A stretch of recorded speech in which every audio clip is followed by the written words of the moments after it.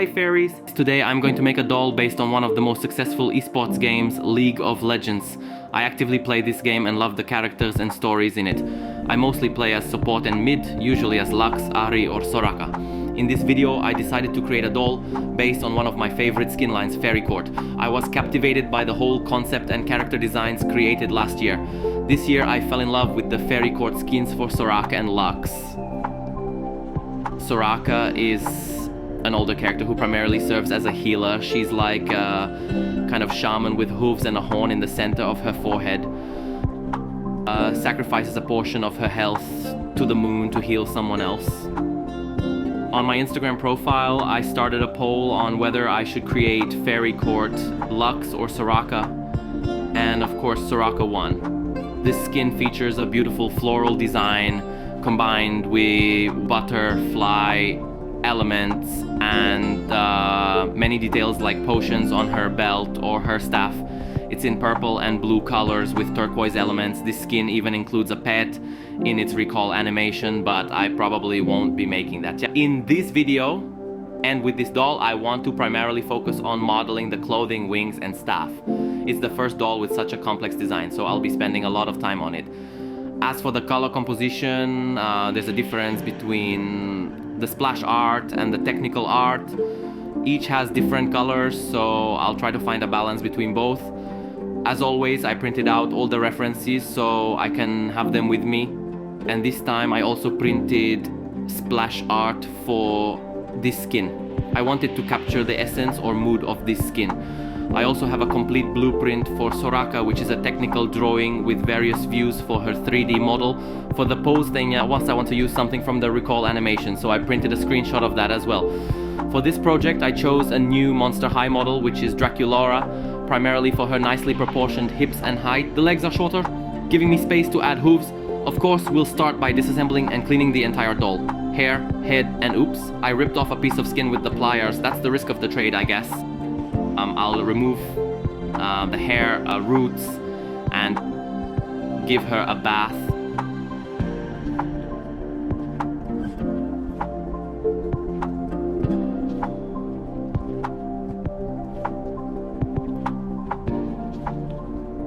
Now we're going to cut up the whole body. We'll cut off the legs to replace them with hooves, extend and rotate the torso.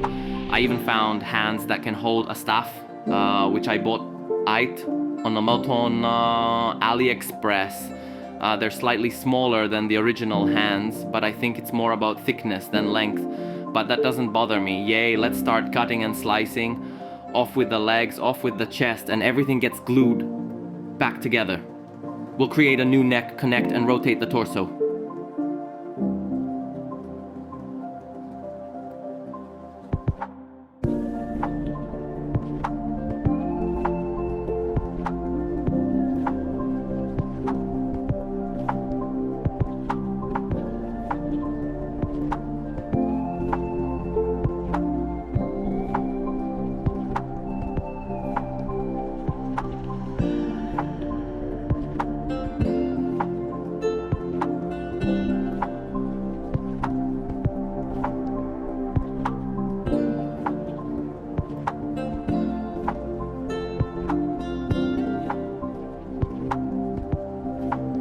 We need to work on the base.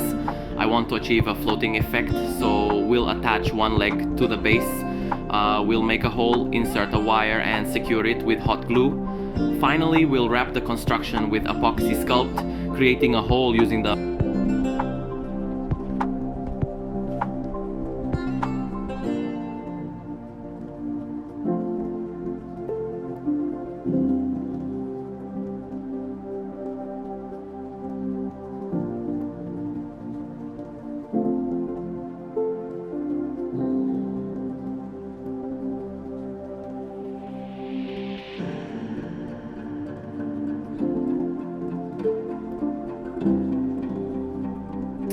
We'll secure certain parts of the body to make modeling easier and to test the pose.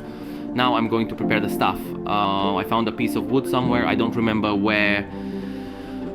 It was a long time ago. And since I collect random stuff, I had it at home. I'll mark with a pencil where each part will be and create the basic structure. As as always, I'll use hot glue and wire for this.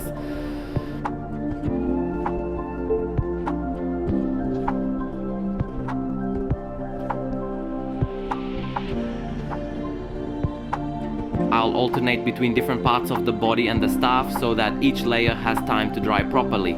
For the basic body structure, I'll use epoxy sculpt, then I'll sand everything down, although not thoroughly since I'll be covering most of the body with clothing.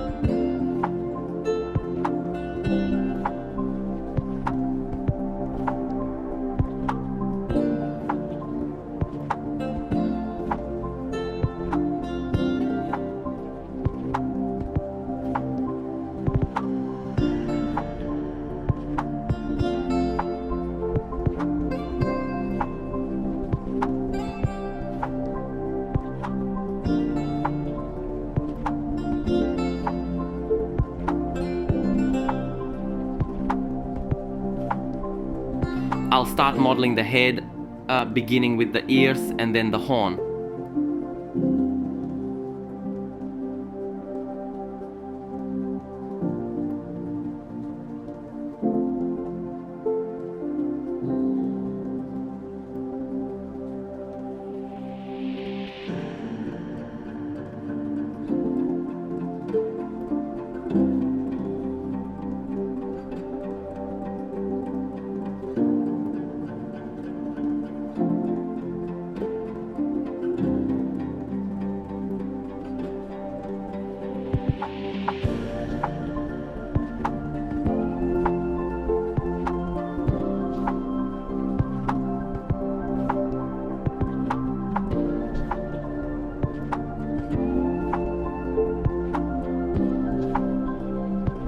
I'll once again paint everything with acrylic paint mixed with a lot of water.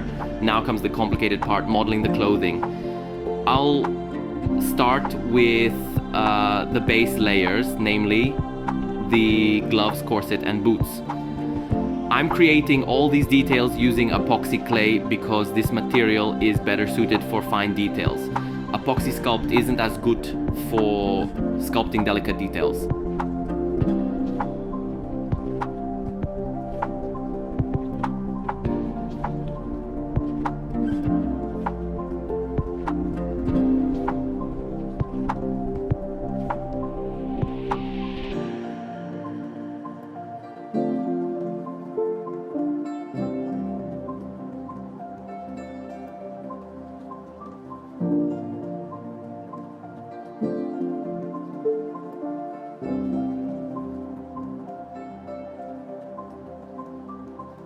I'll gradually refine the shape of the horn on the head and also the shape of the hooves.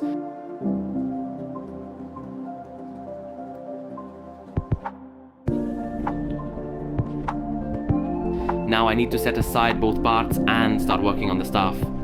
I'll create a petal surrounding the entire handle, let everything harden.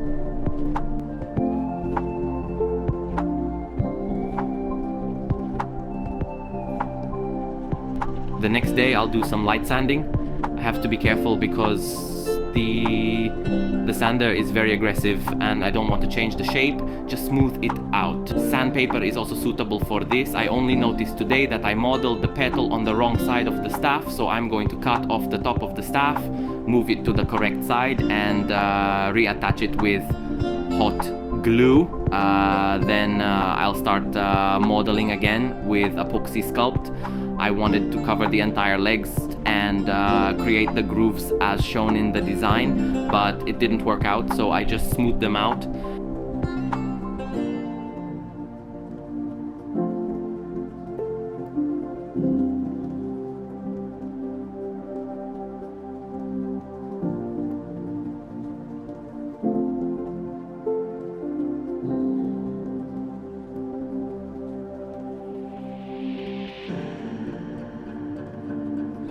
Either draw the grooves or create them individually.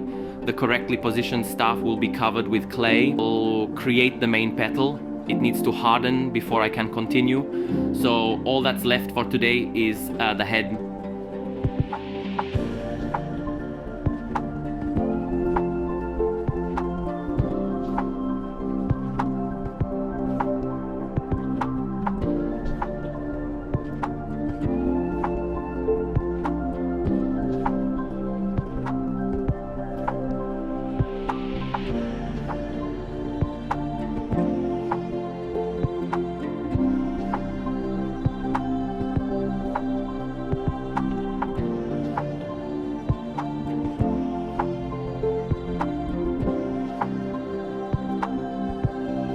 I'll model lower part of the jewelry.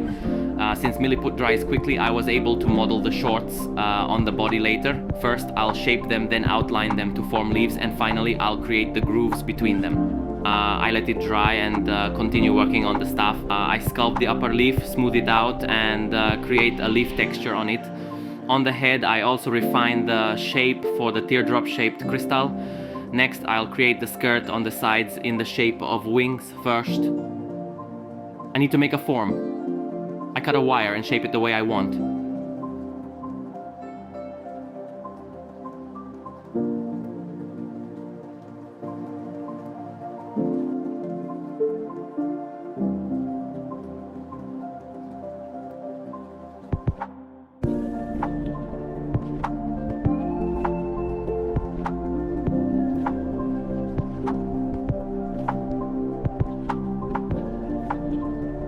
Then I lay rolled out milliput over this structure so it bends into the desired shape.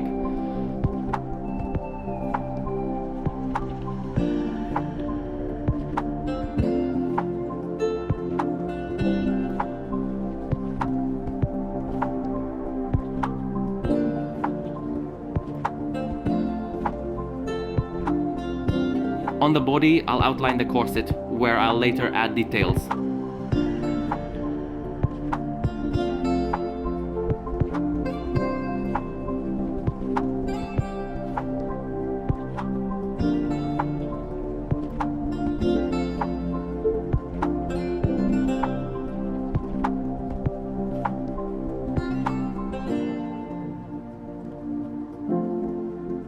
Once the material for the skirt hashtag shirt has hardened, I can make a template based on the original design. I trace the template onto the shape material and cut it out. Before attaching the skirt, it would be good to shape the sleeves using the same method as for the legs.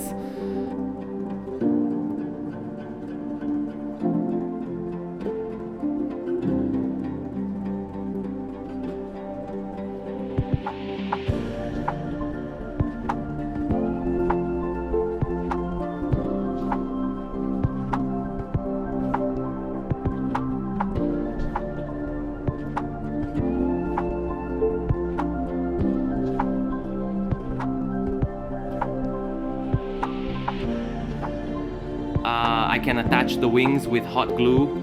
I'll secure the top of the skirt with epoxy clay and begin creating the armor. First, I'll form the basic shape and then move on to the details.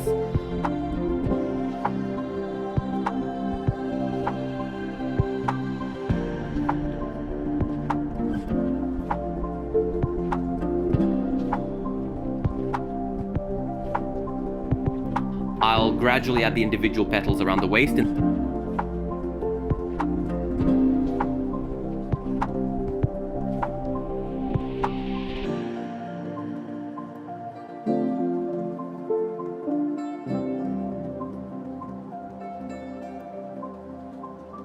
In the meantime, I'll roll out milliput again for the wings around the ears.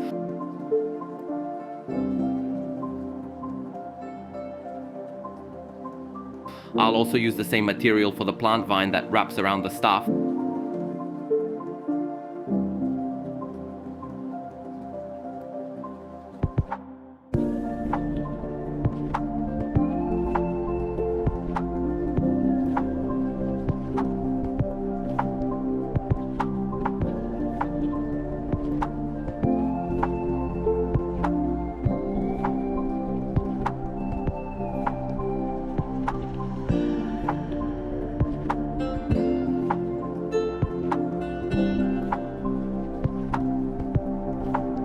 Then I'll return to creating the individual petals around the waist.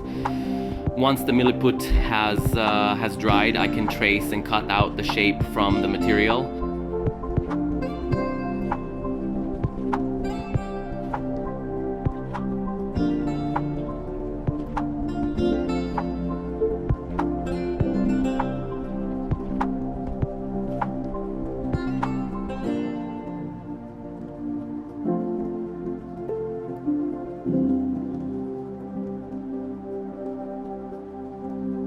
I start working on the upper part of the clothing. First I sketch everything with a pencil, then I sculpt for the petal-shaped sleeves.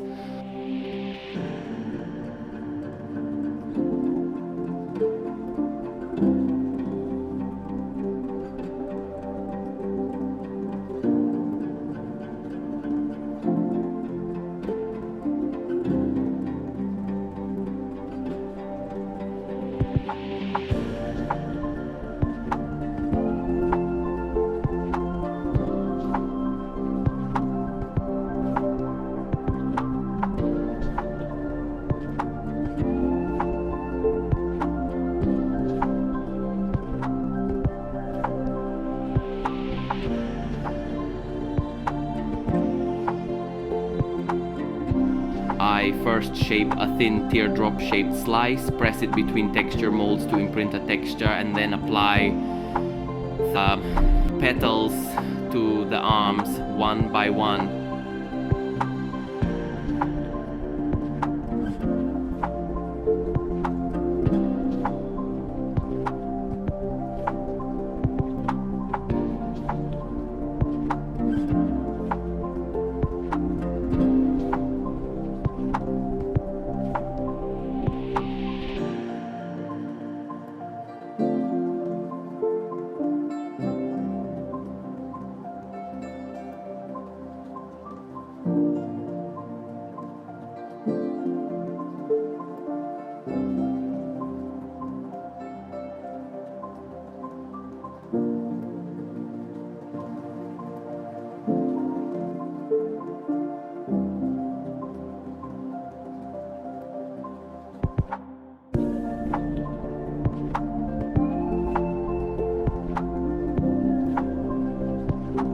I create a hole in the head and a wire structure to support the hair, but I won't attach it until the face is painted. Now I can prime everything with a base color and slowly start painting all the parts.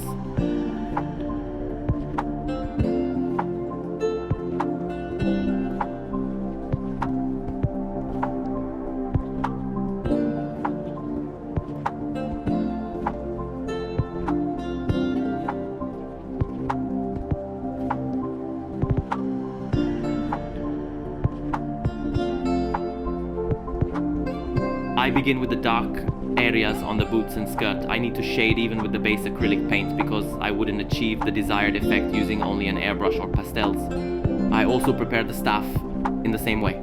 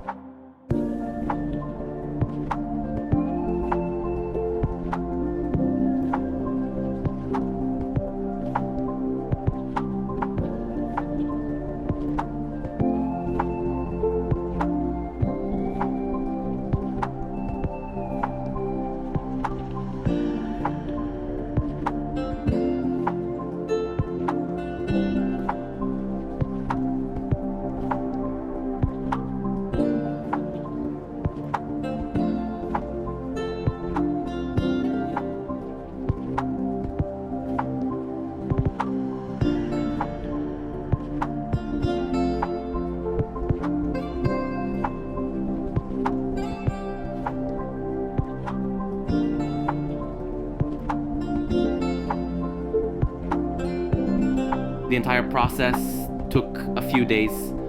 Finally, I'll create the necessary gradient effects with the airbrush. When I have the entire armor finished, I start painting all the skin parts in pink.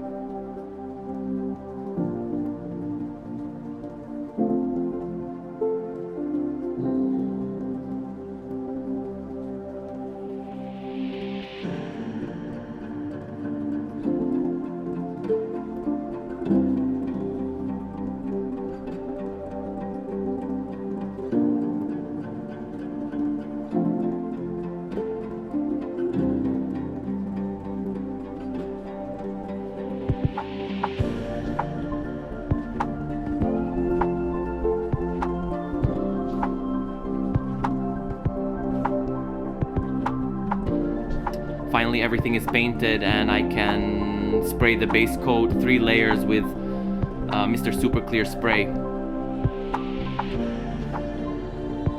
The only parts that remain unpainted are the chrome parts. I'll do those now because the spray creates matte surface and we want these parts to be glossy.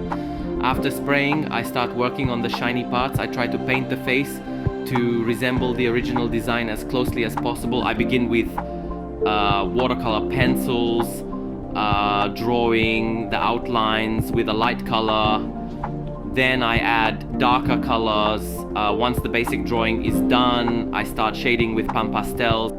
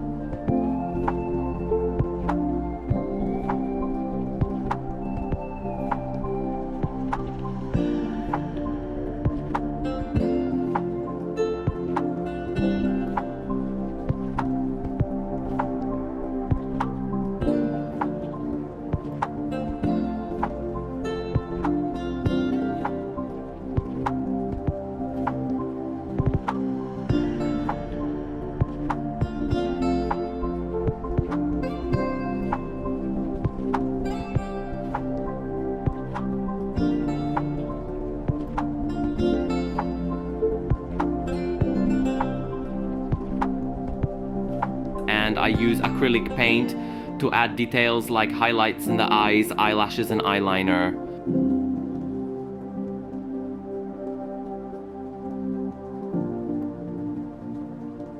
I also use pan pastels on the body.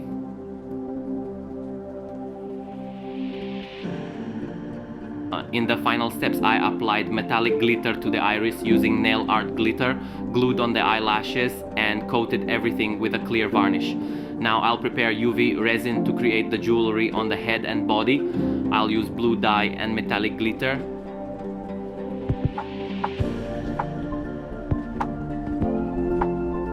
The jewelry is created by layering in to avoid bubbles.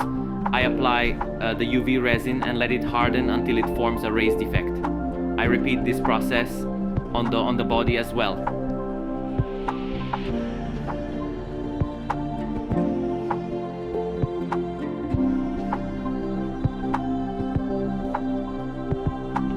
I mix the leftover UV resin with purple dye and create potions for the belt.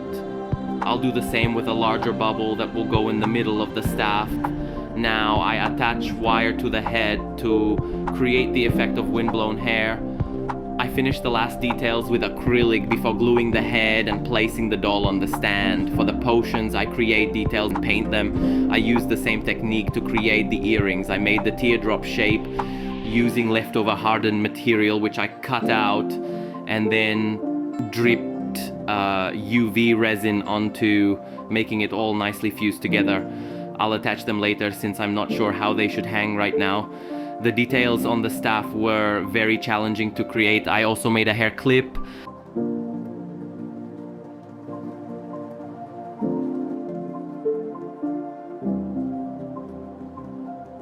And belt, which I then painted. While everything is drying, I spread glue on a mat and attach strands of hair to it. After letting it harden, I'll attach the hair. Since the ends of the hair are slightly purple, I'll use only the purple parts. I glue the head on with hot glue and cover the joint.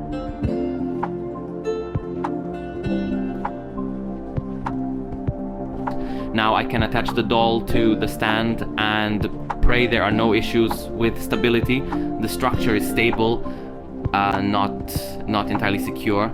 So I'll create a base under the foot with hot glue and reinforce it with epoxy sculpt. Now I can finish painting all the details, such as the orb inside the staff, the flower in the hair, and the wings on the ears.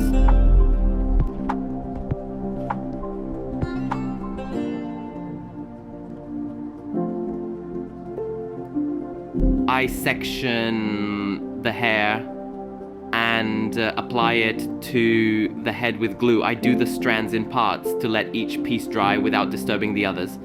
Meanwhile, I add details to the doll, like shine on the sleeves, darker lines on the pants, and so on. Very soon I realized that the wool hair I used couldn't be braided into a neat plait, so I stopped trying and left it loosely intertwined. The reason is that I used wool hair from a Russian maker instead of regular acrylic yarn.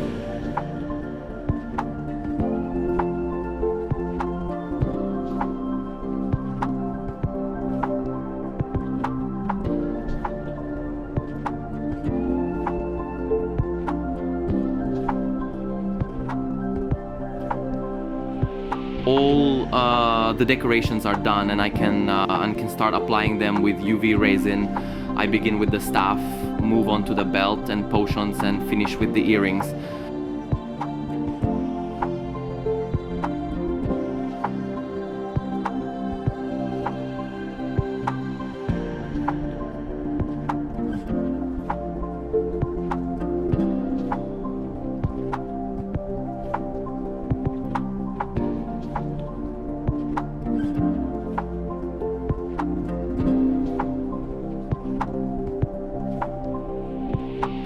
I'll make the stand a classic floral design, and then we can look forward to the showcase. Thank you for watching and for being here with me. Hi, fairies!